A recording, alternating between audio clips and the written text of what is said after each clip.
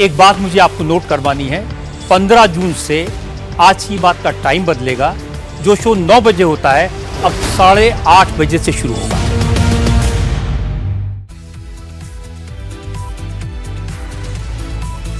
नमस्कार, स्वागत आप सभी का। आप देख रहे हैं कहानी कुर्सी की। मैं हूं सौरभ शर्मा। स्टूडियो में हर्षवर्धन त्रिपाठी जी, विजय त्रिवेदी जी, प्रोफेसर संगीत रागी जी, समीर चौगांवकर जी सभी मौजूद हैं। अभी आप योगी जी को सुन रहे थे। मुख्यमंत्री योगी आदित्यनाथ प्रधानमंत्री नरेंद्र मोदी के 12 साल के कार्यकाल पर बता रहे थे कि देश में क्या काम हुआ और उनकी लीडरशिप में प्रदेश में क्या काम हुआ। भारतीय जनता पार्टी ने इसको एक बड़ा मौका बनाया, इसको एक तरीके से पूरे विश्व में इसकी बात हो, चर्चा हो कि भारत ने 12 साल तक प्रधानमंत्री के होने का क्या असर पड़ा। अब वो घर घर जाकर बता रहे हैं कि हमने क्या काम किया। मैं आपको अभी शुरुआत में इसका एक ठीक कॉन्ट्रास्ट देता हूं। कांग्रेस पार्टी क्या कर रही है? कांग्रेस पार्टी ने भी कल ही सारे देश के अपने अध्यक्षों को, प्रभारियों को, महासचिवों को बुलाकर के बैठक की और अब वो भी देशव्यापी आंदोलन की तैयारी कर रही है। तो एक तरफ सरकार कह रही है हम बता रहे हैं कितना शानदार काम हुआ, कांग्रेस पार्टी ने तुरंत इमरजेंसी मीटिंग बुलाकर के फैसला किया हम देश को बताएंगे क्या तकलीफ क्या है, क्या काम नहीं हुआ। जैसे नीट पेपर लीक हो रहा है, सीबीएसई के रिजल्ट में गड़बड़ी, बेरोजगारी, महंगाई, सारी बातें वो बताएंगे।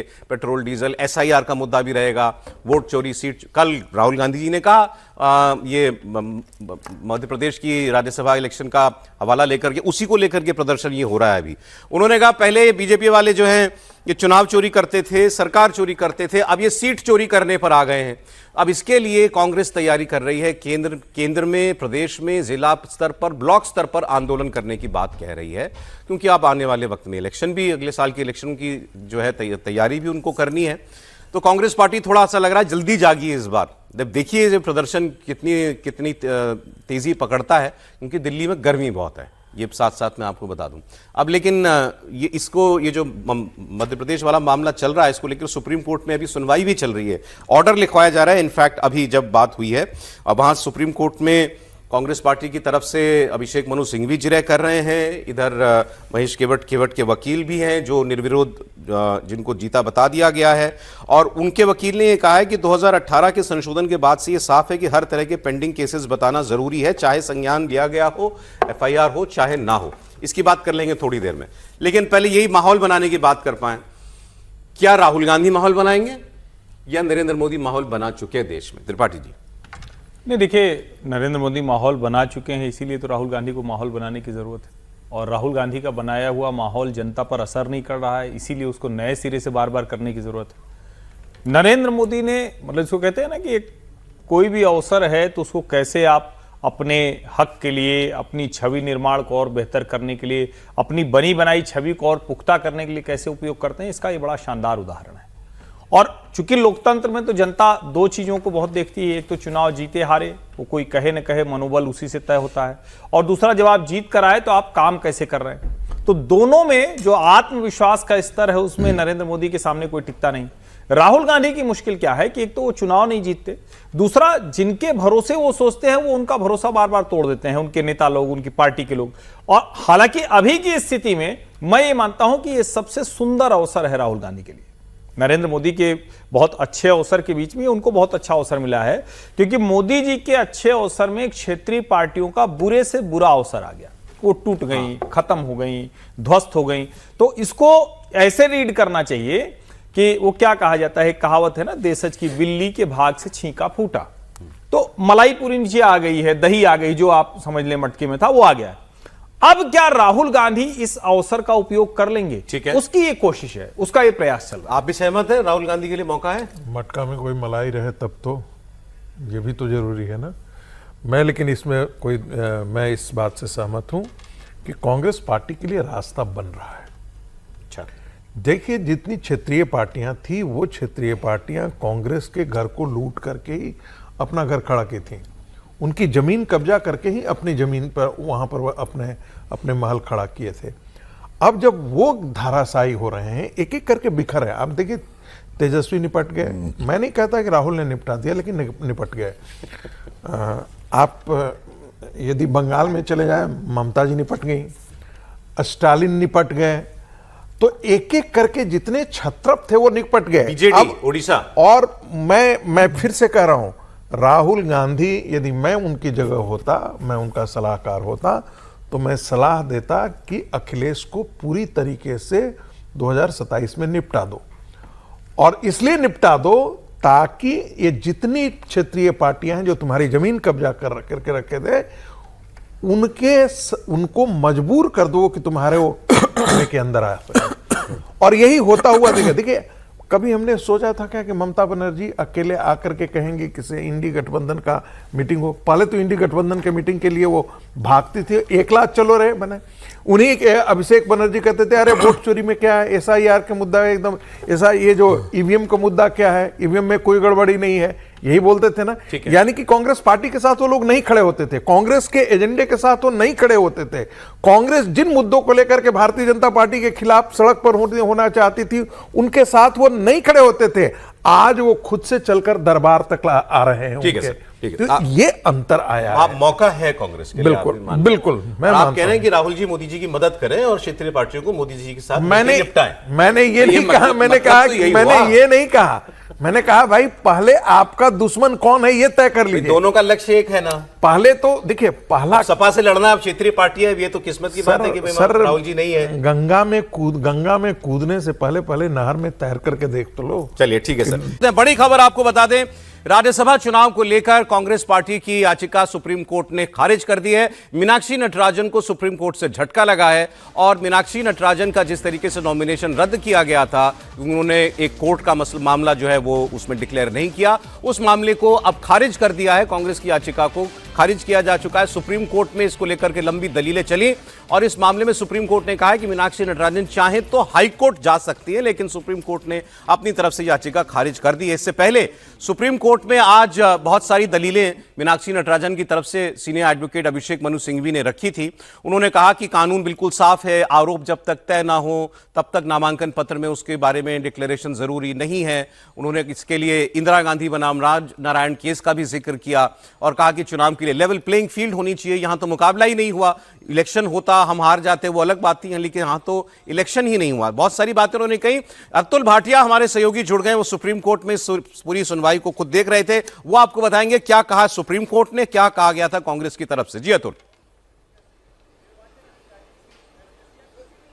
बिल्कुल सौरभ, देखिए जो पूरी जो याचिका लगाई गई थी उसको सुप्रीम कोर्ट ने सिरे से खारिज कर दिया है और यह कहा कि वो एक चुनाव याचिका लगा सकते हैं या फिर इसके अलावा वो हाई कोर्ट मूव कर सकते हैं। तो अब यह कांग्रेस पार्टी को या जो मीनाक्षी नटराजन है उनको तय करना है कि वो इसमें चुनाव याचिका लगाएंगी या फिर वो हाई कोर्ट के लिए मूव करेंगी। लेकिन कहीं ना कहीं आज शुरू से ही सुप्रीम कोर्ट ये कह रहा था कि क्या अभिषेक मनु सिंघवी से कई बार यह पूछा गया कि क्या वो कोई ऐसा मामला दिखा सकते हैं, बता सकते हैं जिसके अंदर जो आरओ ने डिसीजन लिया हो उसको हाई कोर्ट या सुप्रीम कोर्ट ने पलटा हो। इलेक्शन कमीशन की तरफ से भी यह कहा गया कि ऐसा कोई मामला नहीं, क्योंकि आरओ का यह डिसीजन था और चुनाव आयोग इसको नहीं पलट सकता। लगातार अभिषेक मनु सिंघवी इस बात को कह रहे थे कि जो यह मामला तेलंगाना का है उसके अंदर कोई आरोप तय नहीं हुए थे, यह एक निजी शिकायत थी जिसके ऊपर कोई ऐसी कार्रवाई नहीं हुई जो कि इस पूरे नामांकन के अंदर बताना चाहिए था। तो इसको सुप्रीम कोर्ट ने सिरे से खारिज किया। जब सुप्रीम कोर्ट ने, क्योंकि वेकेशन बेंच अभी बैठी हुई है, छुट्टियां सुप्रीम कोर्ट के अंदर चल रही है, कल देर रात हमने देखा था, परसों देर रात को यह पूरी एप्लीकेशन जो मीनाक्षी नटराजन की तरफ से सुप्रीम कोर्ट में फाइल की गई थी, देर रात ये फाइल की गई थी और कल जब अभिषेक मनु सिंघवी इसके अंदर सुप्रीम कोर्ट में पेश हुए थे तो उन्होंने कहा था कि अगर आज सुप्रीम कोर्ट ने सुनवाई नहीं की तो इसके ऊपर जो चुनाव आयोग है या आरओ है वो इसके ऊपर डिसीजन दे सकते हैं। लेकिन सुप्रीम कोर्ट ने कल इसके ऊपर कोई रोक नहीं लगाई थी। यही हमने देखा कि किस तरीके से जो मीनाक्षी नटराजन है उनकी जीत, वो इस पूरे इलेक्शन के अंदर कहीं उनका नामांकन रद्द हो गया था और अब क्योंकि सुप्रीम कोर्ट के अंदर आज ये पूरे मामले के अंदर सुनवाई हुई, अभिषेक मनु सिंघवी खुद मीनाक्षी नटराजन की तरफ से सुप्रीम कोर्ट में पेश हुए, उन्होंने लगातार ये दलीलें दी कि इस मामले के अंदर कोई आरोप तय नहीं हुए हैं, ये एक निजी शिकायत है, इस पर ऐसा नहीं होना चाहिए, एक बराबर, क्योंकि इस पूरे चुनाव के अंदर कोई लड़ाई नहीं हुई और जिस तरीके से जो मीनाक्षी नटराजन है उनका नामांकन रद्द किया है वो पूरे तरीके से गलत है। लेकिन सुप्रीम कोर्ट ने अब इसके ऊपर पूरा फैसला सुना दिया है सौरभ कि अगर यह याचिका जो है उसको रद्द कर दिया और इसे यह कहा है अभिषेक मनु सिंघवी से कि वो चाहे तो हाईकोर्ट जा सकते हैं या फिर चुनाव याचिका जो है वो सुप्रीम कोर्ट में फाइल कर। बहुत शुक्रिया अतुल भाटिया आपका। लेकिन कांग्रेस पार्टी के लिए यह एक बड़ा झटका है और भी कुछ बातें हुई मैं आपको बता देता हूं।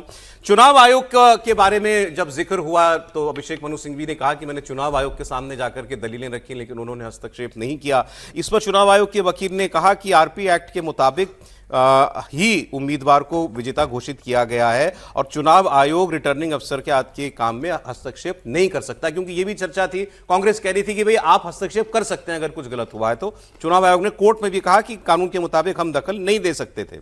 इसके अलावा ये भी ये कहा गया मीनाक्षी नटराजन के वकील की तरफ से कि चुनाव को यह तय करने देना चाहिए था कि हार जीत किसकी होती। चुनाव आयोग की चुप्पी इस पूरे मामले में वो हैरान करने वाली है। सिंघवी कोर्ट को भी कह रहे हैं कि मैं तो 9 तारीख को भी आया, 10 तारीख को भी आया, मैंने ये भी कहा कि अभी फिलहाल इस पर रोक लगा दीजिए कि वो विजेता घोषित ना हो पाए, कम से कम सुनवाई बाद में हो, लेकिन मेरी बात नहीं सुनी गई। चुनाव की प्रतिस्पर्धा को बढ़ाने की बजाय उसको खत्म कर दिया गया। मुझे अदालत ने भी नहीं सुना, वो कोर्ट से भी जो है वो शिकायत कर रहे थे। अब एक इंटरेस्टिंग बात आई इसमें, सिंघवी ने कहा कि जांच में यह पता चला कि एक प्राइवेट शिकायत थी, प्राइवेट शिकायत के तौर पर केस नंबर दर्ज किया गया, कोर्ट ने उस पर सिर्फ संज्ञान लिया, लेकिन कोई आरोप मेरे मुवक्किल के ऊपर नहीं है। जस्टिस मिश्रा ने उस पर यह कहा this is not your problem, यह आपका प्रॉब्लम नहीं है कि वहां क्या हुआ था। उसमें उन्होंने साफ साफ कहा कि अगर नोटिस जारी हुआ इसका मतलब यह है कि प्रथम दृष्टया शिकायत से कोर्ट सहमत था। यह मूल बात यहां है। सुप्रीम कोर्ट ने कहा कि शिकायत भले ही निजी थी, लेकिन अगर कोर्ट ने नोटिस जारी किया था मीनाक्षी नटराजन को, मतलब वो प्रथम दृष्टया शिकायत से सहमत थे, इसीलिए आपकी याचिका खारिज की जाती है। जी सर। कल भी हम लोग बात कर रहे थे इस पर, जब ये बात हो रही थी तो कि आज इस पर सुप्रीम कोर्ट विचार करेगा, तब भी हमने चर्चा की थी। कल और आज में एक बड़ा फर्क हो गया। कल अलग स्थितियां थी, आज अलग स्थितियां। कल उसकी सुनवाई होती तो वो मसला था कि उनका जो नॉमिनेशन फॉर्म है उसको रिजेक्ट कैसे किया गया है, सही है कि नहीं है, उस पर बात होनी थी जी। जिसको इलेक्शन कमीशन को मोटे तौर पर तय करना था और इलेक्शन कमीशन के फैसले पर कोर्ट में आपको जाना था। आज तो पूरी बात ही बदल गई है।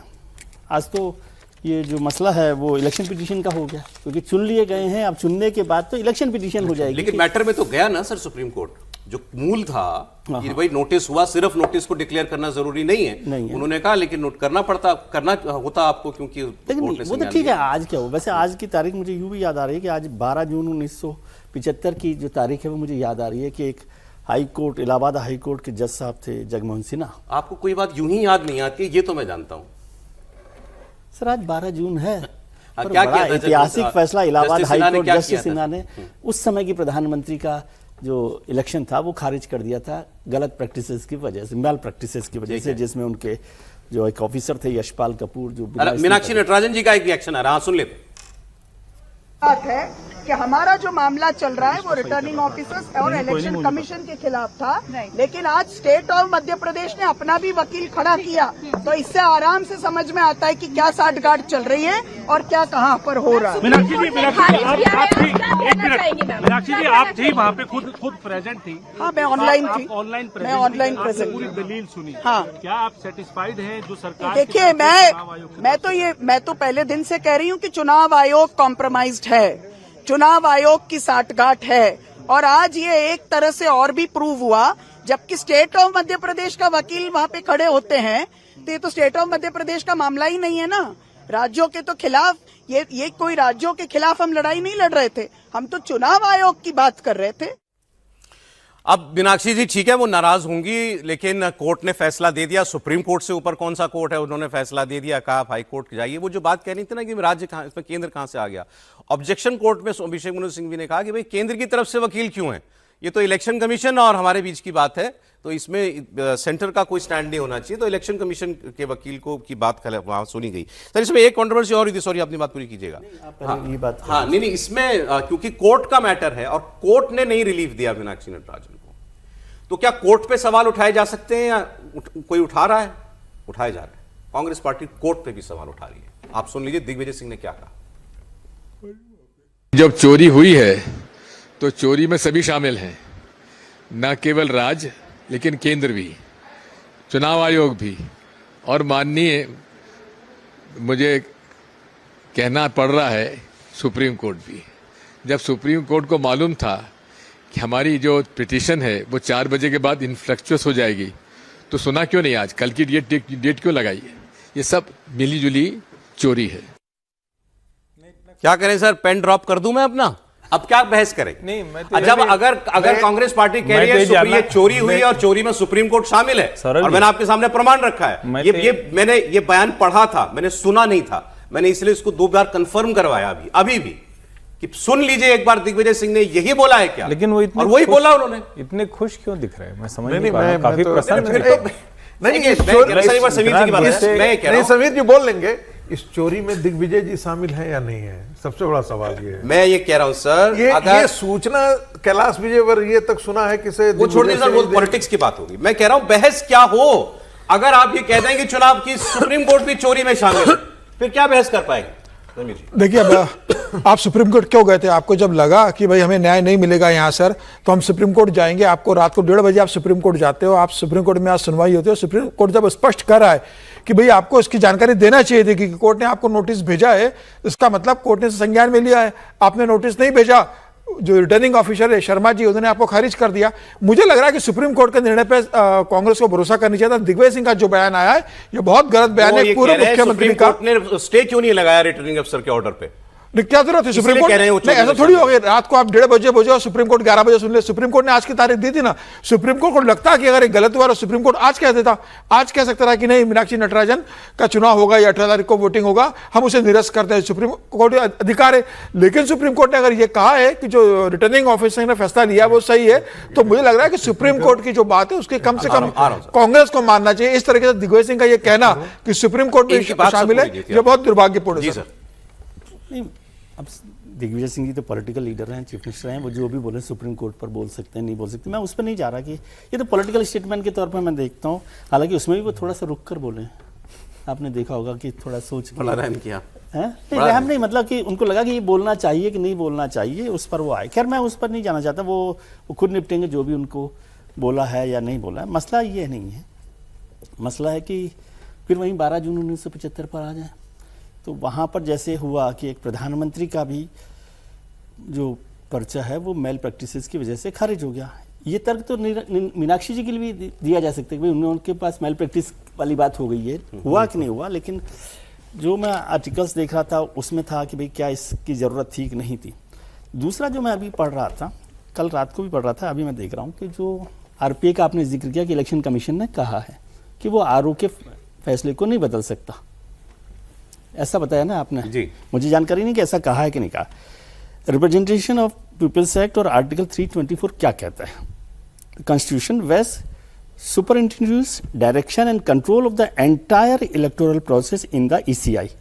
This is a plenary comprehensive power that covers areas not fully regulated by legislation, including oversight of ROs, जिसके लिए आप बात कर रहे हैं, ठीक है। और इसमें फैसला भी सुप्रीम कोर्ट का। The Supreme Court Mohinder Singh Gill versus Chief Election Commissioner 78 का एक फैसला भी है, उसमें has affirmed that this empowers the ECI to issue necessary directions for conducting elections. ROs appointed by the ECI under section 21, 22 of the RPA and other election staffs are placed on deputation to the ECI और there, मतलब वो election commission के पास पूरा अधिकार है कि वो RO के फैसले को बदले नहीं बदले। ये बात उठी, चुनाव आयोग के वकील ने कहा, BS नायडू थे, उन्होंने कहा मीनाक्षी नटराजन चुनाव आयोग आई थी लेकिन हमने कोई हस्तक्षेप नहीं किया। अनुच्छेद 324 के तहत चुनाव आयोग कोई हस्तक्षेप नहीं कर सकता था। अब ये तो सुप्रीम कोर्ट के सामने का, सुप्रीम कोर्ट ने सुनी इस बात, सुना इस बात को। सुप्रीम कोर्ट के 1978 का फैसला बता रहा हूं मैं कि मोहिंदर सिंह गिल वर्सेस CEC है, इलेक्शन कमीशन है, जिसमें जिक्र किया गया है। वो तो ऐसा होता है बहुत बार, कई बार चीज़ें रहती हैं, कैसे रखा गया है कैसे नहीं रखा गया, और फिर जो दूसरा आदमी है वो कैसे उस बात को रख रहा है। मैं उसका जिक्र कर रहा हूँ जो सुप्रीम कोर्ट में गया फैसला, उसमें सुप्रीम कोर्ट ने भी इस बात को माना है। खैर वो अलग बात है, लेकिन कल भी ये बात हो रही थी कि भाई सुप्रीम कोर्ट यदि इसकी सुनवाई कल करता तो अलग मसले पर सुनवाई होती। आज जो फैसला हो रहा है उस पर अलग मसला है ना। और जो अभी भी सुप्रीम कोर्ट ने, जैसे हम कह रहे हैं कि मीनाक्षी की जो पिटीशन है वो खारिज कर दी, उनका आप हाई कोर्ट में जाइए। जो कल भी हमने कहा था, आपने कहा कि इलेक्शन ये सीधे क्यों नहीं गए, तो सीधे जाते तो आप कहते भाई इलेक्शन कमीशन अथॉरिटी है ना, तो पहले आप वहां जाएंगे। अब ये इलेक्शन पिटीशन हो गई कि जैसे आप किसी चुनाव को चुनौती देते हो तो उसका स्टेप ये है, इसका जो भी होगा उसका स्टेप आप हाई कोर्ट में जाते हो, अब हाई कोर्ट में जाए इलेक्शन पिटीशन को लेकर। जी सर बताइए। अच्छा, एक 2018 के किसी कानून के संशोधन का भी जिक्र दिया गया है महेश केवट के वकील के द्वारा, जिसमें संशोधन में यह है कि हर किस्म का पेंडिंग केस बताना पड़ेगा हलफनामे में, चाहे संज्ञान हुआ हो चाहे ना हुआ हो। जी त्रिपाठी जी। देखिए, मुझे लगता है कि इसमें बहुत बहस की गुंजाइश है नहीं। अब चूंकि होता क्या है कि बुद्धिजीवी लोग 4 बैठे हैं तो किसी भी विषय पर लंबी चर्चा बहस कर सकते हैं। एक लाइन की बात यह है कि ये गड़बड़ी साफ साफ दिखी, वो गड़बड़ी कानूनन गलत है, इसके आधार पर पर्चा खारिज हो सकता है। अब इसमें ये कहना कि आरओ छोड़ देता, गड़बड़ी छोटी थी, छोटी गड़बड़ियां छोड़ दी जाती है, तो भाई फिर तो ये तो क्या कहा जाता है ना कि सदिच्छा का मामला हो गया। तो सदिच्छा आरओ को नहीं हुई, वो कानून के लिहाज से चलता रहा और सर्वोच्च न्यायालय ने भी उसी कानून के लिहाज से चलने को सही ठहराया। मैं तो इसीलिए टेक्निकलिटी की बजाय दिग्विजय सिंह की बात करना चाह रहा हूं, जो कह रहे हैं सुप्रीम कोर्ट चोरी में शामिल है। आप समझिए, दिग्विजय सिंह पहले भी कई बार इस तरह से वो मतलब इस देश का तंत्र ऐसा है कि बड़े नेताओं को कुछ होता नहीं, छोटा आदमी तो फंस जाएगा। उन्होंने जो शब्दावली इस्तेमाल की है, जो भाषा इस्तेमाल की है, ये तो कंटेम्प्ट है। ये उन्होंने ये व्याख्या नहीं की है या कोई असहमति नहीं जताई है निर्णय से। उन्होंने सीधे सीधे, जिसको बार बार कहा जाता है कि आप अदालत के निर्णय को, इंटेंशन को शक नहीं कर सकते हो, तो शक करना छोड़िए, वो कह रहे हैं कि आप हाथ मिला हुआ है, अकम्प्लिस बता रहे हैं आप, मतलब फिर तो थोड़ा दूसरा मसला हो गया ना। बोलिए सर। नहीं, उन्होंने कहा कि सुप्रीम कोर्ट, मुझे पता नहीं कहना चाहिए या नहीं कहना चाहिए, मैं दिग्विजय सिंह की भाषा को इंटरप्रेट कर रहा हूँ, वो साफ साफ कह रहे हैं सुप्रीम कोर्ट इस चोरी में शामिल है, यानी कि वो चोर है, वो भी उस चोरी के साथ वो मिला हुआ है। तो एक ढंग से ये कंटेम्प्ट होगा नहीं होगा, देखिए बड़े लोगों पर, प्रशांत किशोर पर, तो वो जब खुद करे, कोई करेगा मैंने नहीं, देखिए जाएगा। अपने नहीं, वो इशू कंटेम्प्ट वाला नहीं है ना, दूसरा है। देखिए कैसे कंटेम्प्ट वाला नहीं, मैं कह रहा हूँ हमें चर्चा अभी उस फैसले पर और उस पर बात करें। दोनों बातें कर लेते हैं। चर्चा ये है कि इसके बाद राहुल गांधी क्या स्वीकार कर लेंगे इस फैसले को, या वो अभी भी कहेंगे मेरी सीट चोरी हुई? विजय जी दोनों कहेंगे ही, वो तो जाएंगे हाई कोर्ट में। विजय जी आपने इसका बहुत सरलीकरण कर दिया। कई बार सुप्रीम कोर्ट को लेकर के यदि हमने कभी कोई यहाँ पर टिप्पणी की है, आप तुरंत आपने टोका है और कहा है कि भाई क्या सुप्रीम कोर्ट पर ऐसी टिप्पणी आपको करनी चाहिए और आप इजाजत देंगे। एक मिनट। और मैंने भी कहा कि नहीं ठीक है, मुझे नहीं करनी चाहिए, लेकिन हम बार बार सुप्रीम कोर्ट के ऊपर जो जजेस, सुप्रीम कोर्ट के कुलदीप सिंह को मैं कोट करता था, अब यहां पर आकर के जब एक कांग्रेस का इतना बड़ा नेता साफ साफ बोल रहा है कि सुप्रीम कोर्ट इसमें इस चोरी में मिला हुआ है, उस पर कंटेम्प्ट क्यों नहीं होना चाहिए? और कोर्ट इसको जिसे कहते हैं कॉग्निजेंस क्यों नहीं, सेल्फ कॉग्निजेंस क्यों नहीं ले सकता है? बिल्कुल लेना चाहिए इस पर। दूसरी बात है, आपकी प्रोसीजर, आपको अपनी सारी चीजें रिवील करनी चाहिए थी, आपने रिवील नहीं किया है, उस पर रिटर्निंग ऑफिसर ने फैसला लिया है। आप रिटर्निंग ऑफिसर के फैसले को आप हाई कोर्ट में चलिए, कल जाकर के हाई कोर्ट इसको मानती है कि गलत है, तो फिर उसके चुनाव को भी निरस्त कर सकती है। राहुल गांधी क्या मान लेंगे इतनी आसानी से इस फैसले को? इतना ही माने कि जैसे ओवैसी जी का उनका एक टेम्पलेट है, Supreme Court is supreme but not infallible, इतना ही कह दे। ये जस्टिस को चोरी में शामिल बता रहे हो।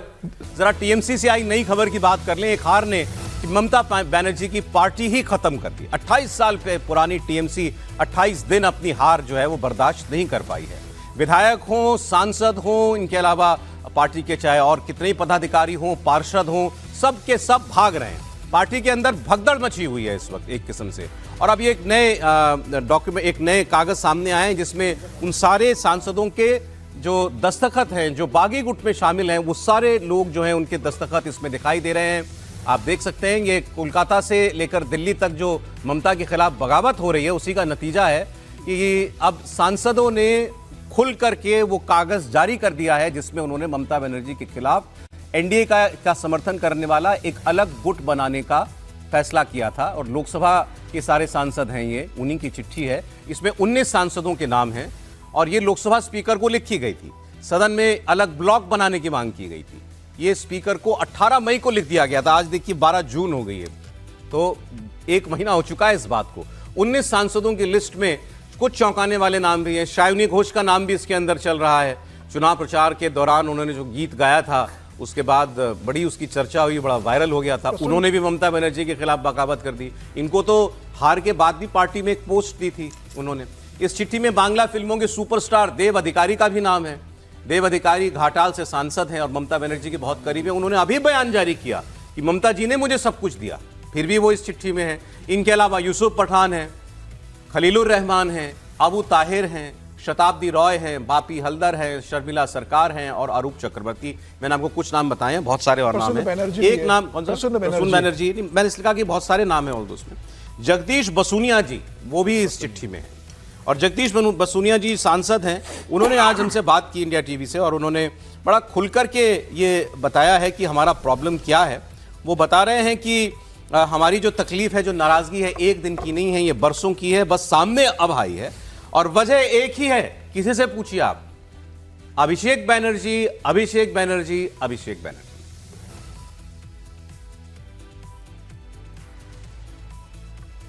अभी तो टीएमसी के अंदर स्टेट गवर्नमेंट भी नहीं है, सेंट्रल गवर्नमेंट भी नहीं है, और जो डेवलपमेंट होना है वो स्टेट गवर्नमेंट सेंट्रल गवर्नमेंट दोनों मिलकर होता है। तो अगर स्टेट गवर्नमेंट सेंट्रल गवर्नमेंट के साथ हम रहे कि सपोर्ट दे तो इलाका का डेवलपमेंट थोड़ा तो हम करना पाएंगे। इसलिए हम सोचा कि हम एनडीए के साथ जुड़ जाएंगे। तो आप लोगों की कई लगातार मीटिंग हुई, भूपेंद्र यादव जी के साथ भी मीटिंग हुई है और आप लोग कई बार बैठे, शुभेंदु अधिकारी भी आए थे, उनसे भी मुलाकात हुई। आप लोगों ने इस बात को रखा अपने? हाँ, बिल्कुल रखा। हम डेवलपमेंट के लिए बात रखा, उनके वादा किया है कि आप आइए, सब मिलकर हमारा जो क्षेत्र है डेवलपमेंट करेंगे। जो प्रपोजल हम देगा वो प्रपोजल वो जरूर से करेगा उस प्रपोजल को। अब इन्होंने अभी आपको इनका छोटा हिस्सा सुनाया बातचीत का। अब ये इन्होंने भी कहा अभिषेक बनर्जी का व्यवहार ठीक नहीं है। तो अभिषेक बनर्जी का क्या कल कोलकाता एयरपोर्ट पर स्वागत हुआ है, उसकी तस्वीरें मैं आपको दिखाता हूं। इमेजिन नहीं कर सकता कोई बंगाल में अभिषेक बनर्जी को इस तरीके से घेर लेगा कोई। ये देखिए तस्वीरें एयरपोर्ट पर जब उतरे हैं, चोर चोर के नारे लगे।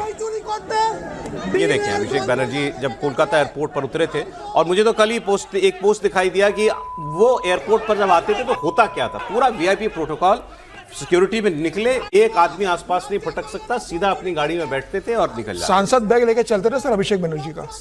सांसद बैग उठा के चलते थे अभिषेक बनर्जी का। और कल उनको वो सीआईडी के सामने भी आखिरकार उनको पेश होना पड़ गया है। अरे इनकी वजह से ही कल्याण बनर्जी बिफरे हुए हैं। आपने कल से उनको सुन रहे हैं ना, कल्याण बनर्जी वो कह रहे हैं कि मैं इनका केस लड़ रहा था, इन्होंने मेरे साथ ही बदतमीजी कर दी, किसी जूनियर आदमी को वो केस दे दिया। अब वो कल से लगातार 25 इंटरव्यू दे चुके हैं और मैं सारी बातें एक साथ ही कर लूंगा। उसमें मजेदार बातें जो एक इंटरव्यू में उनसे पूछी गई, क्या आप एनडीए में जाएंगे? उन्होंने कहा मैंने भी सोचा नहीं। नो नहीं बोला, कहा मैंने सोचा नहीं। दोबारा पूछा गया, बोले मैंने भी विचार नहीं किया। एक बात फिर उनसे जो है पूछा गया कि ये अभिषेक बनर्जी से प्रॉब्लम क्या है। बोले 2014 में आए अभिषेक बनर्जी पार्टी के अंदर और तब से इनको ऐसा ग्लोरीफाई कर दिया कि सब कुछ मतलब अभिषेक बनर्जी हो गए, जबकि अभिषेक बनर्जी डिजर्व नहीं करते। वो जिस पद पर वो बैठे हुए हैं वो डिजर्व नहीं करते। ये उनका जो है वो प्रॉब्लम है। फिर उनसे एक बड़ा मजेदार सवाल हुआ, ये बताइए क्या अभिषेक बनर्जी ने जाली दस्तखत करवाए? जो मामला चल रहा है कोलकाता हाई कोर्ट में स्पीकर को देने के लिए, एलओपी के लिए, क्या जाली दस्तखत करवाए? क्योंकि वो केस तो यही देख रहे हैं। इन्होंने कहा कि वो तो मैटर मेरा ही है, मैं ही जिरह कर रहा हूं, लेकिन मैं कुछ भी बोलूंगा तो प्रोफेशनल एथिक्स के खिलाफ है। मना कर देते, तुम तो केस लड़ रहे हो, केस यही लड़ रहे हो कि नहीं वो सब कुछ सही है। वो वकील कह रहा है कि मैं बता नहीं सकता क्योंकि प्रोफेशनल एटिकेट है। अब आप समझ जाइए इसका मतलब क्या है। पहले चिट्ठी वाली बात हो जाती है त्रिपाठी जी, कोई शक या कोई आपको आश्चर्य? एक तो ये कि मैं जब ये कहता हूं आमतौर पर किसी के लिए, किसी नेता के लिए नहीं कहता, लेकिन लोग नाराज जाएंगे। अभिषेक बनर्जी जो कह रहे हैं डिजर्व नहीं कहते, वो बड़ा सम्मानित भाषा में बात कर रहे हैं। एक जैसे था ना कि जैसे घर में जो ये कॉरपोरेट फैमिलीज होती हैं, तो मान लीजिए जिस दिन वो 18 वर्ष के होते हैं तो वहाँ पर एक चिट्ठी जाती है और रजिस्ट्री में कि एक और निदेशक कंपनी में बन गया है। तो अब उसके अंदर कोई क्षमता नहीं है, उसके अंदर कोई योग्यता नहीं है, लेकिन चूंकि वो फलाना परिवार से है, उस कंपनी के बोर्ड में उसे आना है, तो 18 साल की उम्र में उसको बोर्ड में डाल दिया गया। अभिषेक बनर्जी तो तरुणाई में रहे होंगे जब सारा संघर्ष हुआ, तरुणाई में रहे होंगे, उनको कुछ भी ना अकल रही होगी ना समझ रही होगी। वो तो सीपीएम के सामने जिस तरह का उनका व्यवहार दिखता है, सीपीएम की गुंडागर्दी के सामने वो लड़ने का जरा सा भी जो कहते हैं ना कि मेटल है क्या इस आदमी में, तो है ही नहीं। लेकिन उसके बाद क्या हुआ, ममता बनर्जी ने अपने सारे आंदोलन, सारे संघर्ष को अभिषेक बनर्जी को दिया और अभिषेक बनर्जी ने उसको अहंकार के तौर पर ओढ़ लिया। ऐसा अहंकार जिसमें कल्याण बनर्जी, सौगत रॉय, मुकुल रॉय, शुभेंदु अधिकारी या ऐसे जितने सारे लोग थे वो सब शून्य हो गए। अभिषेक बनर्जी को लगा कि सरकार है तो पैसे कमा सकते हैं, नया नेटवर्क उन्होंने खड़ा किया और उसी नेटवर्क के आधार पर वो सब कुछ करने लगे। फिर जब इस तरह का आप काम करते हैं, जब आपको पॉलिटिकल समझ नहीं होती है, तो आप उसी तरह की जो जिसको बार बार कहा जाता है ना कॉकस शिफ्ट होता है, वो कॉकस शिफ्ट हो गया। तो बात कल्याण बनर्जी, बात ये सारे नेता दुरुस्त करें, मैं ये नहीं कह रहा हूं कि गलत करें, लेकिन भैया थोड़ा पहले बोलते। बंगाल की जनता के साथ इतना अत्याचार होता रहा है, आप चुप रहे, आप भी उस अपराध के भागी हैं। ठीक, समीर जी, टीएमसी वाले बार बार कह रहे थे लिस्ट कहां है, लिस्ट कहां है, लिस्ट कहां है, लिस्ट आ गई। आज लिस्ट आपने देखी, सारे दस्तखत हैं उसमें, 2/3 हैं। बिल्कुल पूरे 19 लोगों के दस्तखत है, 28 में से 19 लोग ममता बनर्जी के साथ जा रहे हैं। और मुझे लगता है कि भारतीय राजनीति में जब भी ममता बनर्जी का जिक्र होगा, तो ममता बनर्जी का इसलिए जिक्र नहीं होगा कि ममता बनर्जी ने नंदीग्राम और सिंदूर का आंदोलन किया, ममता बनर्जी ने 15 साल शासन किया, 2011 में सत्ता में आई थी, किस तरीके से लेफ्ट को हटा के। जब भी बंगाल की राजनीति की बात होगी और ममता बनर्जी के राजनीतिक जीवन की बात होगी, तो कोई पार्टी कैसे खत्म होती है उसमें ममता बनर्जी का उदाहरण दिया जाएगा। भारतीय राजनीति में ऐसा कोई उदाहरण नहीं है कि इसकी तुलना किसी और राजनीतिक दल से की जाए। तमाम राजनीतिक दल बने, टूटे, दूसरे दलों में गए हैं। ममता बनर्जी जैसा हाल पार्टी का जो हुआ है कि ऐसी भगदड़ मची कि ऐसा कि ममता बनर्जी ने कार्यालय खाली कर दिया, 1 महीना नहीं हुआ, दिल्ली का कार्यालय खाली कर दिया। और आज आपके पास गिन के 5 सांसद भी नहीं है जो ये ममता बनर्जी दावे के साथ। 18 मई की डेट डली हुई है उसमें। बिल्कुल, ये 1 महीना हो गया इस बात को। बिल्कुल। तो अभी तक फैसला क्यों नहीं हुआ इसमें स्पीकर की तरफ से? नहीं, मुझे लगता है कि या तो नाम अभी ऊपर नीचे हो रहे होंगे। कहा होगा, मतलब जो बाकी सांसदों ने कहा होगा कि हमारे साथ भी और सांसद जुड़ रहे हैं और लोगों की हम आपको फाइनल सूची देंगे। और जब उनको लगा हो कि 19 सांसद हमारे साथ आ गए, कंफर्म हो गया है, उसके बाद उन्हें सूची स्पीकर साहब को सौंप दी है। अब आधिकारिक रूप से तय हो गया। अब स्पीकर साहब मुझे लगता है आज या कल में इसका फैसला ले लेंगे, उन्हें अलग गुट की मान्यता दे देंगे और ये तय। और ममता बनर्जी को लगता है कि उनके पास बाकी सांसद बचे, तो ममता बनर्जी को बाकी राज्यसभा और लोकसभा के सांसदों जारी होने का मतलब तो है कि इससे कंफर्म कर दिया ना, तो इन सारे लोगों को लग गया कि हमारा पब्लिक हो गया, हमारा नाम ये पूरा हो गया, सहमति से जारी किया गया। अगर ममता बनर्जी को लगता है कि उनके पास कोई लोकसभा और राज्यसभा के सांसद है, तो ममता बनर्जी को उनको मीडिया के सामने लेकर आना चाहिए कि ये मेरे साथ बचे हुए। एक और नाम जुड़ सकता है क्या कल्याण बनर्जी का? वो भी, ये तो विप हैं, चीफ विप ममता जी की तरफ से। उधर से शताब्दी काकुली घोष खुद को बता रही हैं चीफ विप, इधर से ये बता रहे हैं ममता जी इनको चीफ विप बताती हैं। अब ये चले जाएंगे तो संख्या 20 हो जाएगी। हालांकि अब ये क्लियर नहीं कर रहे हैं।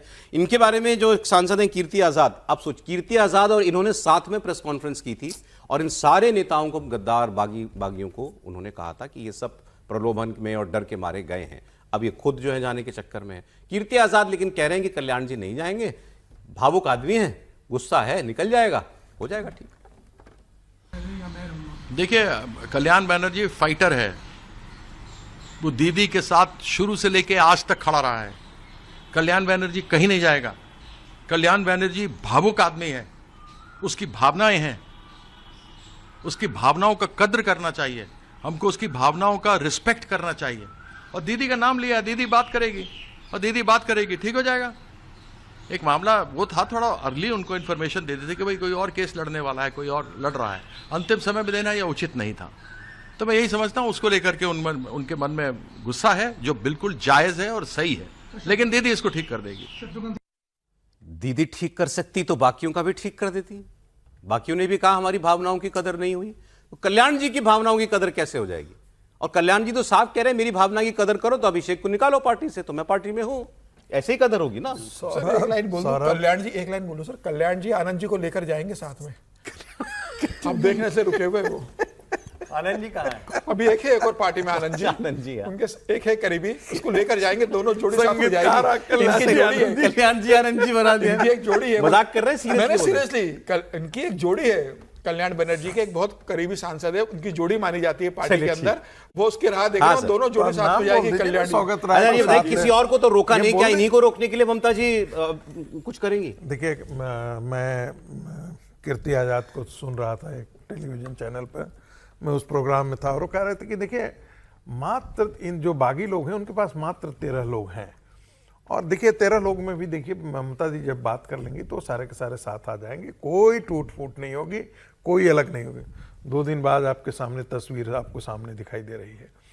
कल्याण बनर्जी को रात के 1 बजे कहा गया कि आप आने वाले दिनों के दिन में, कल जो हुआ उसमें आप पक्ष नहीं रखेंगे, कोई दूसरा पक्ष रखेगा।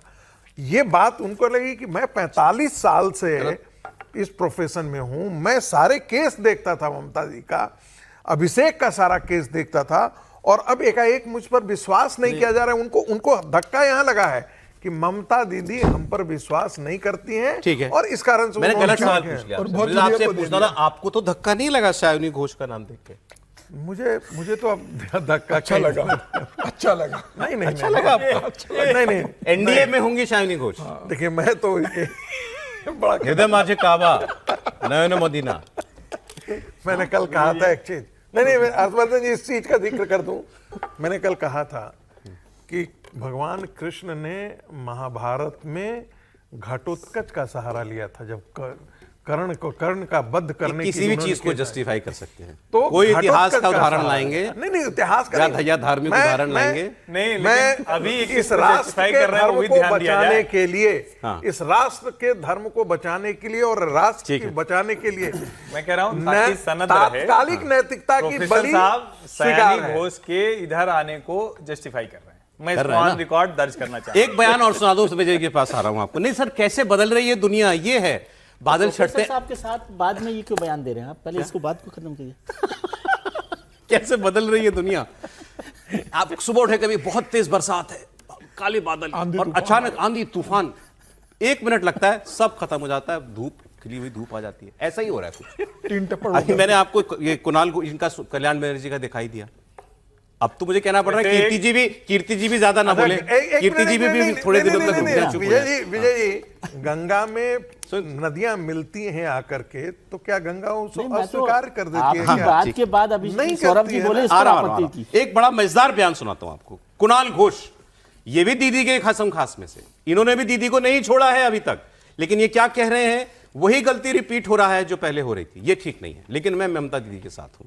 इनसे ये कल जितनी बातें कल्याण बनर्जी ने अभिषेक बनर्जी पर बोली, उन पर रिएक्शन लिया गया, पूछा वो क्या कहना है, वो बहुत सीनियर आदमी है। वो बोलते हैं, मुझे बहुत क्यूट लगते हैं। अच्छा बोलते हैं, हाँ अच्छा, बहुत अच्छा बोलते हैं, और मैं इस बात को रिस्पेक्ट करता हूँ कि वो ममता जी के साथ है जब पूरी पार्टी चली। लेकिन सुनिए, उन्होंने कहा वो बहुत सीनियर आदमी है, लेकिन मैं उनका किसी बात को कॉन्ट्राडिक्ट नहीं करूंगा। अब इसका मतलब आप निकाल लीजिए, सुनिए।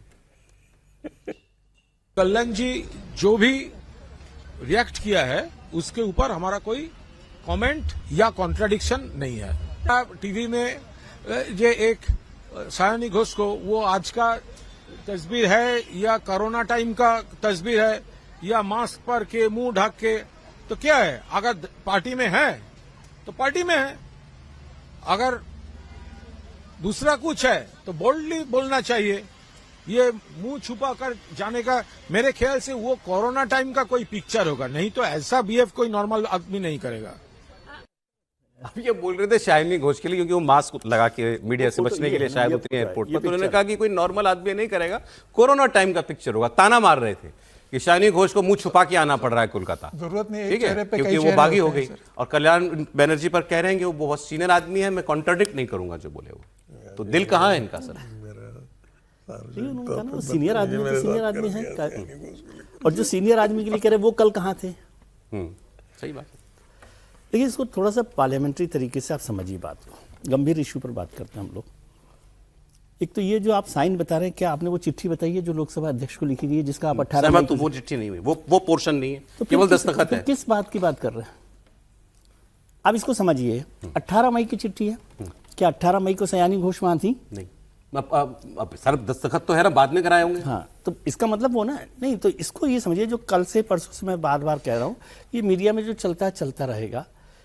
लोकसभा अध्यक्ष के पास वो चिट्ठी जब पहुंचेगी या पहुंची होगी, मुझे नहीं पता कि पहुंची है कि नहीं पहुंची है, उस चिट्ठी के आधार पर तय होगा। क्लैरिटी नहीं है अभी, ये क्लैरिटी नहीं है, इसलिए ये बार बार ये कहना कि ये चिट्ठी सांसदों के हस्ताक्षर की लोकसभा अध्यक्ष की है, इसको कहने से हमको बचना चाहिए। मैं अब दूसरी बात बोलता हूं जी, ये कह के ही ये चिट्ठी चल रही है, सुबह से चल रही है। कहने को तो बहुत मेरी बात सुनिए सर, इसमें जितने लोगों के नाम है, किसी का खंडन नहीं आया। शालिनी घोष का भी खंडन नहीं आया है, देव कुमार का भी खंडन नहीं आया है, किसी का नहीं आया है। भाई मैं किसी का नाम, शालिनी घोष की तरफ से सोचिए, मैं शालिनी घोष का नाम लेके बोल रहा हूं कि वो बागी गुट के 19 लोगों में 20 लोगों में है। दूसरी बात कर रहा हूं, आएगा ना पलट के जवाब मेरे चैनल को आएगा ना। आप मेरा नाम कैसे चला रहे हैं? नहीं, शत्रुघ्न सिन्हा ने किया ना भाई, आप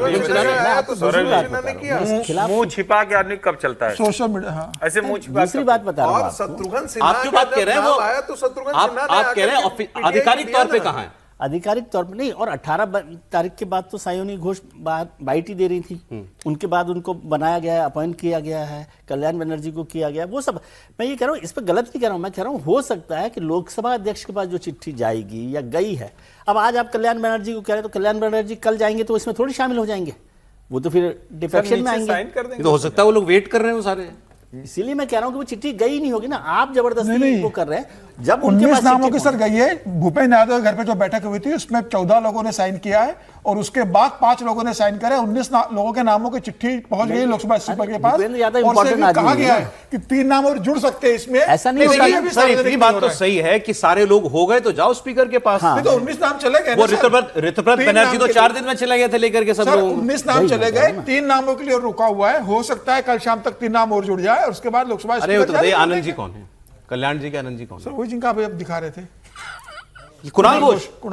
कुणाल घोष ये आनंद जी हैं, बिल्कुल नहीं, वो जाएंगे साथ, ये जाएंगे साथ में जाएंगे, उनके लिए रुके हुए उनको लेके जाएंगे साथ में। कि वो चिट्ठी में आनंद मोहन विश्वास नहीं, मैं ये निवेदन कर रहा हूँ जो लोकसभा अध्यक्ष के पास जाएगी चिट्ठी, हो सकता है उसमें 19 नहीं 22 नाम हो, लेकिन वो सब एक साथ जाएंगे। ये बार बार कहना कि आज 18 नाम हो गए, कल 3 नाम और जाएंगे, ऐसे स्पीकर के ऑफिस को आप चैलेंज कर रहे हैं। स्पीकर के ऑफिस में जाके साइन थोड़ी कर देंगे आप। हमने थोड़ी कहा स्पीकर को दे दी, हम ये कह रहे हैं 18 नहीं, स्पीकर को दे दी 18 मई की चिट्ठी।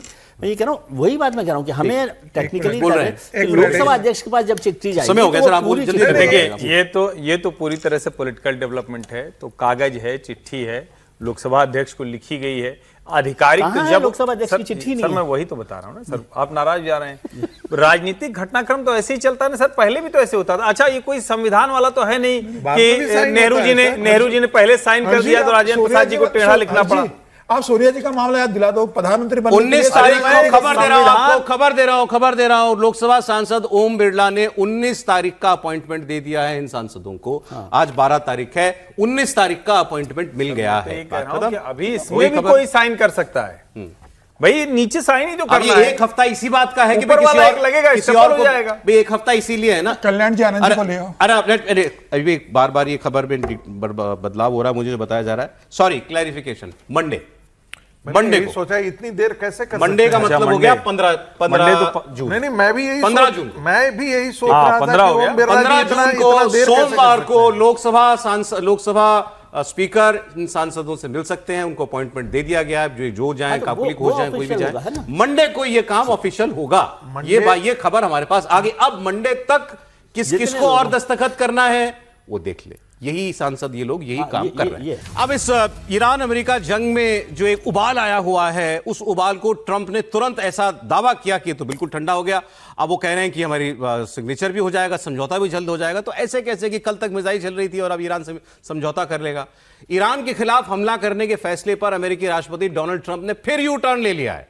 ट्रंप ने अब दावा किया है कि अमेरिका अब ईरान पर हमला नहीं करेगा। कल तक हो रहा था, वो कह रहे हैं क्योंकि अमेरिका और ईरान के बीच अब बहुत जल्द डील हो जाएगी, लेकिन ईरान की तरफ से इसका कोई कंफर्मेशन नहीं है। अमेरिकी राष्ट्रपति कह रहे हैं कि यह बातचीत ईरान की टॉप लीडरशिप के साथ हो रही है। उनसे सवाल हुआ, क्या ये जो आप डील की बात कर रहे हैं इसमें मुश्तबा खमेनेई सहमत हैं? उन्होंने कहा, जहां तक मेरी जानकारी है मुश्तबा खमेनेई ने डील को मंजूरी दे दी है। यह ट्रंप का दावा है नाम लेके, और वो कह रहे हैं कि इसलिए अब हम ईरान के खिलाफ जो हमने तय की हुई थी बमबारी वो हम रद्द कर रहे हैं। राष्ट्रपति ट्रंप का दावा है कि जल्दी ईरान के साथ यूरोप के किसी देश में डील पर सिग्नेचर होगा। इस बार ट्रंप कुछ स्पेसिफिक्स पर बात कर रहे हैं। पहले तो यूं बस एक तो वहीं के CNN चैनल ने शायद एक मोन्टाज बनाया है, कितनी 35 बार या 40 बार ट्रंप दावा कर चुके हैं कि अब समझौता होने वाला है, समझौता होने वाला है, समझौता होने वाला है। तो वो भी सवाल हुआ है, वो मैं आपको दिखाऊंगा। लेकिन 5 घंटे पहले तक तो वो ईरान को सीधे धमकी दे रहे थे। 2 स्पेसिफिक बातें उन्होंने कही हैं। एक तो 2-3 दिन में हो सकता है, 2-3 दिन में हो सकता है। दूसरा उन्होंने कहा यूरोप के किसी देश में समझौता हो सकता है। उन्होंने कहा मैं नहीं जाऊंगा, JD वैंस जाएगा वहां पे, ये भी बात उन्होंने बोली। और तीसरी बात जो है, उन्होंने कहा कि मुश्तबा खमेनी ने डील को मंजूरी दे दी है। ये 3 कुछ फैक्ट है जो इस बार वो दे रहे हैं। अब इसका असर देखिए क्या हुआ। तेल और गैस की मार्केट पर पूरी तरीके से उन्होंने कहा, उनका दावा है कि हम कंट्रोल कर लेंगे और जैसा वेनेजुएला में किया था वैसा करेंगे। और इस ऐलान के 5 घंटे के बाद वो क्या कह रहे हैं इससे पहले वो ये कह रहे थे कि खर्ग आइलैंड उनका जो है, जिससे वो सारा 90% तेल एक्सपोर्ट करता है, वो हम पूरा कैप्चर कर लेंगे। और 5 घंटे के बाद उन्होंने ये ऐलान किया कि अब हमारी डील जो है वो होने वाली है। मार्केट कैसे रिस्पॉन्ड कर रही है ये मैं आपको भी देख करके बताता हूँ। सर देखिएगा सर, क्रूड का क्या हाल है, हमारे सेंसेक्स का क्या हाल है, क्योंकि ये तो बयान सुबह से ही आ गए। तब तक आप ट्रंप का बयान सुनिए। यूरोप के देश में हस्ताक्षर होगा, बहुत जल्द होगा, संधि होगी, पीस होगी, ईरान के साथ पीस डील होगी, और उसमें क्या क्या है वो मैं आपको बताता हूं। पहले आप ट्रंप की बात सुनिए। Just had a big day. I know you'll never be satisfied, but that's okay. That doesn't bother me at all. We just made a great settlement of the war with Iran, and we're going to be subject to finalization of documents. We should get done over the next few days. We'll probably have a signing maybe in Europe. And most importantly, we have a deal that Iran will never have a nuclear weapon, which was the whole purpose of what we had to go through to get this. So it was a big, very big thing. But we have a signing soon, and the documents are in pretty final shape. So we'll see. We'll see. Very good. Should be done. That should be done pretty quickly. They want it every bit as much as everybody else wants it. And I think a lot of good relationships. तो Trump की बात आपने सुना होगा, Europe में signature हो जाएगा, जल्दी हो जाएगा। अब इसमें आपको कह रहा था असर बताता हूं ट्रंप की बात का, त्रिपाठी जी ने अभी देखा, बताइए सर जरा। देखिए 2% के लगभग सेंसेक्स और निफ्टी दोनों अप है, यानी 1450 से ज्यादा सेंसेक्स और 392 पॉइंट ये निफ्टी है। और जो क्रूड है ये कमाल का है, वहां चला गया है जहां अगर सस्टेन कर गया तो सारे संकट दूर हो जाएंगे। 83.67 बहुत बढ़िया, ये डॉलर पर बैरल है क्रूड, और ब्रेंट है 86, मतलब एक तरह से कहें कि नॉर्मल हो गया। कंपैरिजन के लिए 76-78 डॉलर पर था क्रूड जब लड़ाई शुरू हुई थी। सही कह रहा हूं ना? बिल्कुल बिल्कुल ठीक बात। 78 पे था जब लड़ाई शुरू हुई थी, 83 पे आ गया ट्रंप के ऐलान के बाद। इतनी गिरावट हुई, सेंसेक्स भाग गया 1400 पॉइंट। ये सब पॉजिटिव ट्रेंड्स हैं जो ट्रंप के बयान से निकले हैं, क्योंकि ट्रंप ने इस बार कुछ पक्की बात बोली। इसी से जोड़ के देखिए वही सेंटिमेंट है कि रशियन क्रूड ऑयल भी डाउन हो गया है, जो प्रीमियम पे बेचने लगा। हमारा सारा संकट क्या है? शुरू कर दिया, तेल के दाम ना बढ़े और तेल के रूट खुल जाएं। अब एक बयान और सुन लीजिए उनसे, यही क्योंकि भरोसा नहीं होता ना ट्रंप की बात पे, तो एक वहां जो मीडिया खड़ी थी उनको भी नहीं हुआ। बोले आप तो बार बार कहते हैं, बार बार स्टैंड बदलते हैं, आप 40 बार बोल चुके हैं कि समझौता होने वाला है, हुआ तो नहीं आज तक, तो आप इस बार क्यों इतना कॉन्फिडेंट हैं यह हमको बताइए। और वो वजह भी ट्रंप ही बता सकते हैं जो वो बता रहे हैं, सुन लीजिए आप। कह रहे हैं इस बार ईरान इसलिए डील करेगा क्योंकि हमने उसको बहुत मारा है। यही हमने उसको बहुत मारा है, इसीलिए इस बार वो डील करेगा और मुझसे ज्यादा करना चाहता है। सर एक चीज सोच रहे हैं कि अंतर्राष्ट्रीय राजनीति में और डिप्लोमेसी में कोई प्रेसिडेंट इस प्रकार की भाषा का प्रयोग संभवतः नहीं करता। सर काम ही कौन ऐसे करता है जो ये कर रहे हैं? जी सर, कुछ भरोसा हो रहा है इस बार आपको? भरोसा, मैं रात को एक बड़ा नोट देख रहा था, वो यूएस की तरफ से है, वो ऑफिशियल है कि नहीं है, लेकिन बहुत इंटरेस्टिंग नोट था। और मैंने कहा यदि ये सब हो जाएगा तो झगड़ा ही खत्म हो जाएगा। उसमें 5-6 पॉइंट्स दे रखे हैं कि क्या डील हो रही है क्या नहीं हो रही। गारंटी नहीं कि वो क्या है, सही है कि नहीं है, कई बार फोर्ज भी होते हैं, लेकिन वो यूएस की तरफ से था। उसमें कहा गया कि ईरान ने इस बात को मान लिया है कि भाई वो न्यूक्लियर जो, मतलब रिटन वो नोट है पॉइंट वाइज कि अपने न्यूक्लियर प्रोग्राम को बंद कर देगा, पहली बात। दूसरा जो न्यूक्लियर प्रोग्राम ही पूरा ही सब बंद कर देगा। हाँ, मतलब वेपन नहीं बनाएगा, वेपन नहीं बनाएगा, पहला पॉइंट। दूसरा, एनरिच को कैसे स्टेप बाय स्टेप करेंगे, लेकिन उसमें एक शर्त लिखी हुई थी कि अमेरिका और इजराइल कैसे उस पर रेस्पॉन्ड कर रहे हैं, उसके बाद उसको आगे लागू किया जाएगा एनरिच वाले को। जी। दूसरी बात थी, दूसरा बड़ा पॉइंट था जो स्ट्रेट ऑफ हॉर्मुज को था कि स्ट्रेट ऑफ हॉर्मुज खुल जाएगा, लेकिन उससे पहले यूएस को अपना जो नेवी है वो वहां से हटानी पड़ेगी। एक महीने में स्ट्रेट ऑफ हॉर्मुज खोलने की बात। हाँ, 1 महीने में स्ट्रेट ऑफ हॉर्मुज खोलने की बात है, और वो वहां से हट जाएगा और टोल नहीं लगेगा। टोल भी नहीं लगेगा, कोई पैसा नहीं लगेगा, ये है। और उसमें लिखा गया कि 60 दिन में जो युद्ध से पहले की स्थिति थी शिप्स के जाने आने की, मतलब नंबर ऑफ शिप्स, वो मूवमेंट रेगुलर हो जाएगा, बहाल कर दिया जाएगा। ये 4-5 एक लेबनान को लेकर एक पॉइंट था, मैं भूल रहा हूँ कि लेबनान में इजराइल थोड़ा सा थम जाएगा कि उस पर ना करे। ये बड़े पॉइंट्स थे। तो उसके बाद मुझे लग रहा है कि ये अब ये ईरान ने इसको कंफर्म किया है कि नहीं किया है, लेकिन ये अभी तक बातों को ऑफिशियली नहीं किया है। हाँ, लेकिन ये सारे पॉइंट्स थे। लेकिन ट्रंप कह रहे हैं कि मुस्तफा खमेनी ने इस डील को मंजूरी दे दी। आपने बिल्कुल सारे पॉइंट्स जो बताया सर वही चल रहे हैं सब। अच्छा, वही चल रहे हैं। उसमें यही बात है कि वो न्यूक्लियर वो हथियार नहीं बनाएगा, ये कमिटमेंट तो वो पहले से दे रहा है। सवाल यह है कि उसके पास जो यूरेनियम है उसका क्या होगा और उसके न्यूक्लियर प्रोग्राम का क्या होगा। न्यूक्लियर प्रोग्राम पूरी तरह बंद ईरान नहीं करेगा, उस पर सहमति नहीं होगी। फिलहाल जो उसके पास वो 65% 70% जो एनरिच्ड यूरेनियम है, कितने किलो या क्या जो भी, उसका क्या करना है, लेकिन उसको डाउनग्रेड कैसे करना है, यूएस के साथ कैसे रेस्पॉन्स तो ये हो रहा उसमें है, ये कहा उसके गया है बाद कि उस पर फैसला ये करेंगे। सारी डील जो होगी ये 60 दिनों की होगी। हाँ, 60 दिन में ये 60 दिनों का सीज फायर एक्सटेंशन होगा। 60 दिनों में सब कुछ होगा, स्ट्रेट ऑफ हॉर्मुज भी खुलेगा, ब्लॉकेड भी हटाएगा अमेरिका, ये सारी बातें उसमें हो जाएंगी, ट्रैफिक नॉर्मल हो जाएगा। और इन्हीं 60 दिनों में उस एनरिच्ड यूरेनियम का क्या करना है, इसको लेकर ये लोग बात करें। इजराइल भी लेबनान पे हमला नहीं करेगा। इजराइल लेबनान पे हमला नहीं करेगा। और एक अपडेट और दे दूं, नेतन्याहू ने कल एक बहुत इंपॉर्टेंट पोस्ट किया है। नेतन्याहू ने ट्रंप को धन्यवाद देते हुए लिखा है कि आई एम श्योर आप जो भी बात कर रहे हैं ईरान से, उसमें इस बात को ठोक बजा के तय कर लिया जाएगा कि ईरान कभी हथियार नहीं बनाएगा, न्यूक्लियर वेपन नहीं बनाएगा। तो वो एक तरीके का वो फाइनल नोट दिया है उन्होंने कि भाई ताकि सनद रहे कि ये हम ये काम करने निकले थे, तो ये इंश्योर कर लीजिएगा, ये उन्होंने पब्लिक नोट दिया है। तो ये सारी बातें इशारा यही कर रही हैं कि इस बार उम्मीद करें हाथ जोड़कर कि शायद समझौता हो जाए और हालात ठीक हो। मुझे ऐसा लगता है कि इस बार वाकई समझौते के करीब। एक लाइन और उसमें बोली गई है, सॉरी याद आ गया मुझे, आपने डील साइन करने की बात कि ये होगा शायद वेनेजुएला में या कहाँ हो रहा है, लेकिन इसका नाम इस्लामाबाद एग्रीमेंट रखा गया है। उन्होंने कहा यूरोप में हो रहा है, यूरोप में हो रहा है, लेकिन इस्लामाबाद एग्रीमेंट होगा इसका नाम। हो सकता है। उन पाकिस्तानियों की तो बहुत तारीफ की दोबारा जी, तो फील्ड मार्शल का नाम लेकर अभी जो फ्रांस में जो G7 की बैठक होने वाली है, वहाँ भी तो सऊदी अरब, कतर वगैरह सारे लोग बुलाए गए हैं। वहाँ पर G7 की मीट में भी वो लोग बुलाया गया है। मुझे लगता है वहाँ भी ये सारी चीज़ें पहले बातचीत होगी, इस मुद्दे पर बातचीत होगी, उसके बाद ही जो है वो उनको शेयर किया जाएगा कि डील में क्या क्या चीज़ है।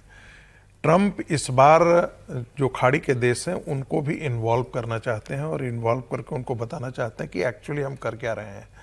क्योंकि पिछली बार जब बातचीत चल रही थी तो पिछली बार बातचीत अमेरिका और ईरान के बीच में पाकिस्तान एक मध्यस्थ की भूमिका तो नहीं करते, मैसेंजर की भूमिका का निर्वाह कर रहा था। और दो तरीके से बात चल रही है, एक तो कतर के साथ एक अलग बात चल रही थी और पाकिस्तान के थ्रू अलग बात चल रही थी। तो दोनों के बीच में कारण जो है वो कंफ्यूजन वह चल रहा है। इस बार कहीं ना कहीं हाईएस्ट लेवल ऑफ डेलीगेशन जो है वो ईरान के तरफ से अमेरिका की बातचीत चल रही है, जिसके बाद ये कॉन्फिडेंस आया है। जोड़ दूं सर आपकी बात में, आपने गल्फ कंट्रीज की बात की, बिल्कुल सही बात है क्योंकि सारे स्टेक होल्डर्स हैं इसमें।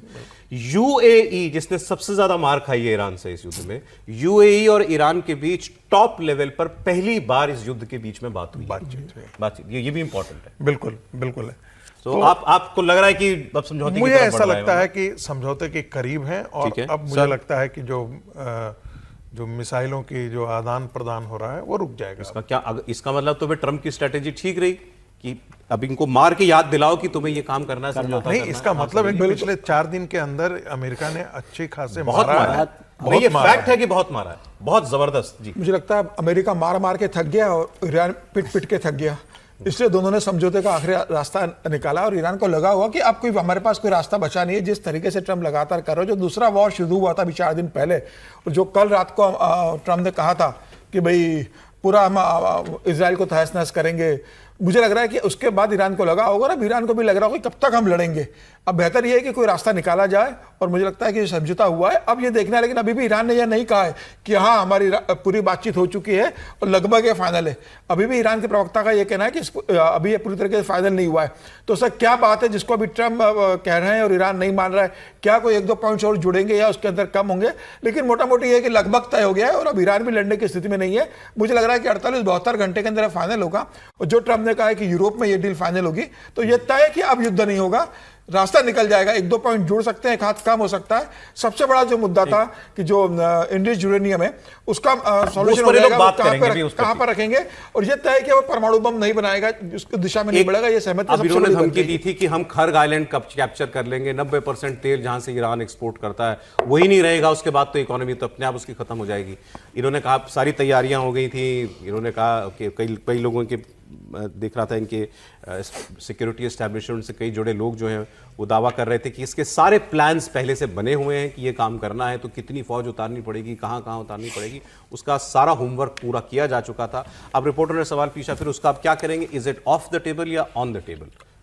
वो ये पूछा is it of the table, अब हट गया, अब वो विचार नहीं कर रहे हैं ना आप ट्रंप की बात सुनिए, ऑफ द टेबल, अब जरूरत नहीं है वो करने की। तो ये भी पॉजिटिव साइन नहीं पॉजिटिव साइन है, लेकिन इसमें ये भी देखना चाहिए कि ईरान ने भी, मतलब ये सच है और ये मैं बार बार कहता हूं कि नुकसान तो ज्यादा ईरान का ही हुआ है और बर्बाद वही हुआ है, लेकिन ईरान भी जिस तरह से ट्रंप और अमेरिका के बिजनेस इंटरेस्ट को प्रभावित कर रहा था और विशेष करके जो अमेरिकी कंपनियों को, जो पिछली बार भी हम लोगों ने देखा था जब लड़ाई पीक पर पहुंची थी तो जितने अमेरिकी कंपनियां हैं उनके जो बड़े बड़े ऑफिसेस थे उसको उसने निशाना बनाना शुरू कर दिया था, जो एलन मस्क की कंपनियां थी वो निशाने पर थी। तो ओवरऑल कहें तो ये समझौता दोनों ने अपनी अपनी मजबूरियों के चलते किया है। ट्रंप बोलते जरूर हैं कि हमने पीट दिया और सच बात है, मतलब मारा तो बहुत है, बर्बाद तो बहुत किया है, लेकिन दोनों को पता था कि हमारी लिमिट क्या है और दुनिया के लिए अच्छा है कि अपनी लिमिट। अब ये जंग जो खत्म होते होते हमारा जो नुकसान कर गई उसकी बात करते हैं। हमारे 3 नागरिक मारे गए हैं और कल प्रोग्राम में राहुल महाजन जी आए थे, वो ठीक फैक्ट दे रहे थे, हम लोग उस टाइम श्योर नहीं थे। एक्चुअली पिछले 4 दिनों के अंदर 3 जहाज पे हमले और 3 लोग हमारे मारे गए हैं उसके अंदर। इस पर विदेश मंत्रालय ने सख्ती भी दिखाई, एम्बेसडर के यहाँ यूएस एम्बेसी से बुला करके डांट भी लगाई, वो सब कुछ किया। अब उस पर क्या बोल रहे हैं, वो 3 जहाज कौन से थे, हमारा झंडा लगा एक भी नहीं था, ये इंपॉर्टेंट नहीं, हमारा जहाज भी एक भी नहीं, हमारा जहाज। इस पे विदेश मंत्रालय ने जो बोला है वो सुनवा दीजिए एक बार। When this particular attack happened on the ship Sede Bello, we lodged a strong protest with the American side. We called in the American CDA and he was conveyed our deepest concerns on the ongoing incidents of attacks. As also we registered a strong protest with them. These attacks came from the US Navy that is stationed there. 3 ships that have been involved in the incidents are foreign flagged. They are not Indian-owned ships. They are all foreign flagged ships.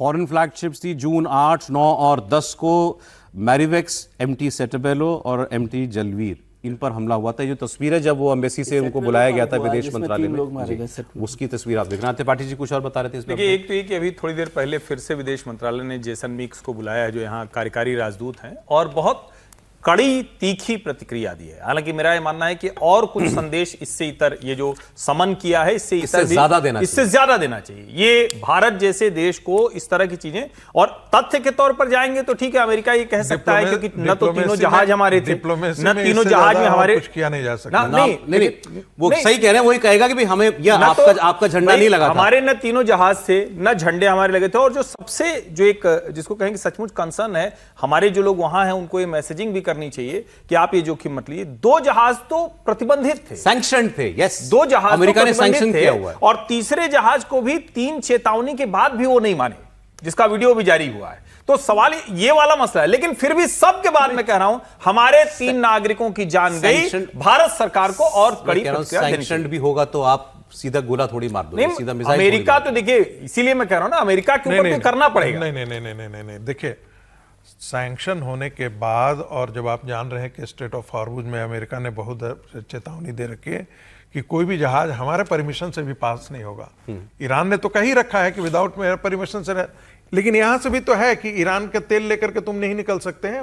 अरे तो आप रोक लीजिए उसको। नहीं, ये तो जहाज पे सैनिक उतार देते हैं। जहाज पर यही आरोप था कि वो ईरान का तेल लेकर आकर दूसरे को बेच रहा था। तीसरे पर यही आरोप। आप फायर नहीं करेंगे ना, मैं ये सिर्फ सिंपल ये बात कह रहा हूं, करना नहीं चाहिए। लेकिन मैं क्या कह रहा हूं कि ये चूंकि हमारे भारतीय मारे गए हैं, हम निश्चित तौर पर इसका प्रतिकार करेंगे। लेकिन IRGC ने भी ऐसे ही गन बोट से ऐसी फायरिंग। जल्दी से एक बार जरा POK का अपडेट दे दो कि उस पर इंडिया ने भी बहुत रिएक्ट किया है इस पर। वहां कत्लेआम मचा है साहब, 35 लोग मारे जा चुके हैं वहां पर, 35 लोग, निहत्थे प्रदर्शनकारियों पर फायरिंग हुई है। संख्या मेरे ख्याल से 50-60 के ऊपर चली गई। मैं टोटल अभी बता रहा था, शायद ज्यादा हो सकती है। 16 लोग तो कल मारे गए, कल में। ये सारी सब कुछ वहां पर हुआ। इस पर फारूक अब्दुल्ला साहब का एक स्टेटमेंट है। वो कह रहे हैं कि अंतर्राष्ट्रीय जगत कहां है, देखिए, जाए यहां पर मानवाधिकार के लोग, ह्यूमन राइट्स वाले जितने दुनिया भर में हैं, जाके POK में जाके देखें क्या हो रहा है। फारूक अब्दुल्ला की भी हालत ट्रंप जैसी ही है। ये रियासत एक मुश्किल में पड़ी है। उसका हिस्सा जो पाकिस्तान के पास है, वहाँ पे आज जुल्म हो रहा है। वहाँ कई लोग शहीद हो गए। वहाँ की खबरें पूरी तरह मालूम नहीं है। और तो मैं तो अपील करूँगा यूनाइटेड नेशंस की ह्यूमन राइट्स कमेटी को कि उन्हें वहाँ जाना चाहिए और वहाँ देखना चाहिए कि उन लोगों के ऊपर कौन सी मुसीबतें आ रही हैं।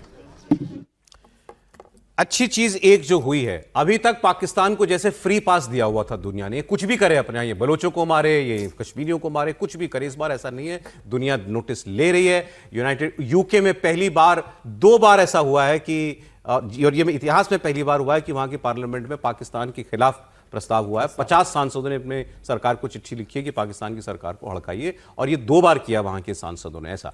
अमेरिका ने चाइना के साथ मिलके ये बलोच लिबरेशन आर्मी को, मजीद ब्रिगेड को बलूचिस्तान में, उनको आतंकवादी संगठन पाकिस्तान घोषित करवाना चाहता था। अमेरिका ने नहीं होने दिया, वीटो लगा दिया अमेरिका ने उसमें। वो भी बड़ी खबर है सर, दोनों बात बड़ी बात है। लेकिन भारत सरकार को भी इस पर थोड़ा सा इनिशिएट करना चाहिए, आगे बढ़ना चाहिए कि यूएन में इस बात को उठाया जाए। जब पाकिस्तान तो हमेशा हमारे जो रिप्रेजेंटेटिव है वो उठा रहे हैं शायद, हाँ, बोला नहीं मतलब प्रस्ताव पारित करके भी कि भाई और देश उसमें शामिल हों, और जो एक डिप्लोमेसी का हिस्सा होता है कि ज़्यादा से ज़्यादा देशों को इसमें शामिल करके इस पर काम किया जाए। और जैसे फारूक अब्दुल्ला साहब कह रहे हैं कि भाई वो तो आते नहीं, ह्यूमन राइट्स वाले तो यही इधर वाले हिस्से में ही आते हैं, कश्मीर के। बिल्कुल है, तो वो तो उस पर भी कैसे काम किया जाए। लेकिन सरकार को डिप्लोमेटिक लेवल पर थोड़ा सा ज़्यादा एग्रेसिव तरीके से इस पर काम करना चाहिए। मुझे लगता है भारत सरकार जानबूझ करके इस मुद्दे को नहीं हवा देती है, क्योंकि फिर ऐसा ना हो ओवरऑल जम्मू एंड कश्मीर का मुद्दा फिर से आगे ना आ जाए।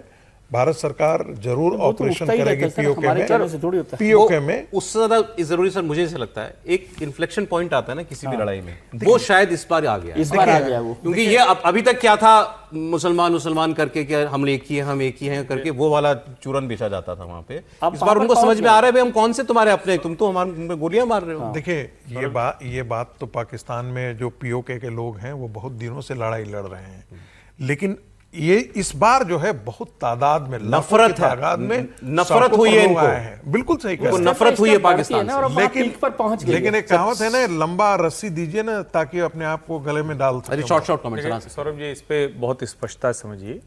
भारत ने पिछले कुछ समय में वो काम किया है जो नहीं हुआ था, और पिछला 1 दशक जिसको हम कहते हैं ना कि ब्रिटिश संसद में हो गया, यूरोपियन पार्लियामेंट में हो गया, यूएन के सामने हो गया, यूएन के हेडक्वार्टर पर हो गया, ये सब कुछ जो हो रहा है ना, उनको अगर आप ध्यान से देखेंगे तो भारत सरकार के साथ आपको अच्छे से संबंध उनके अच्छे दिखेंगे। वो लोग हैं जो पीओजेके के मूल निवासी हैं, और जो ये तक कहते हैं कि हम तो मूल रूप से जो हमारी सिंधु सभ्यता है, जो हमारा मूल रूप से भारत की संस्कृति है, हम उससे जुड़कर आते हैं। और ये पाकिस्तान को परेशान कर रहा है, वहां के हुक्मरानों को ये परेशान करता है कि मीरपुर और मुजफ्फराबाद में अब जिस तरह के प्रदर्शन होते हैं वो प्रदर्शन नॉर्मल नहीं रह गए। वो सीधे एंटी एस्टेब्लिशमेंट, यानी जो लाहौर, इस्लामाबाद और कराची में जो सत्ता बैठी हुई उसके खिलाफ है। और जो आपने एक शब्द कहा ना कि हर चीज का समय आता है, कालखंड बदल रहा है, मुझे लगता है ऐसा ही लग रहा है। समीर जी, आपके मुल्ला मुनीर की सेना जिस तरीके से वहां पे नरसंहार कर रही है, कम से कम ट्रंप को तो देखना चाहिए। ट्रंप तारीफ कर रहे हैं, इस पे भी ट्रम्प को बोलना चाहिए कि जिस तरीके से फंसी है सारी, नहीं लेकिन बोलना चाहिए जिस तरीके से कर रहा है कि खुलकर किया जा रहा है। मुझे लगा है कि अब स्थिति आ गई है कि अब सेना भी उनको रोक नहीं पाएगी। अब उन्होंने अपने मतलब सर पर कफन बांध लिया। तो ईरान बताएगा कि कितने लोग मरे हैं उसके। जी, अभी तो ईरान ने ये बताया नहीं है सर। अभी तो ये बात ये सामने आएगी कि ईरान में बचा क्या है, इसकी ये तस्वीरें आएंगी अभी। आज समय इतने था, बहुत शुक्रिया समीर जी, प्रोफेसर साहब, विजय जी, हर्षवर्धन जी, बहुत धन्यवाद आप।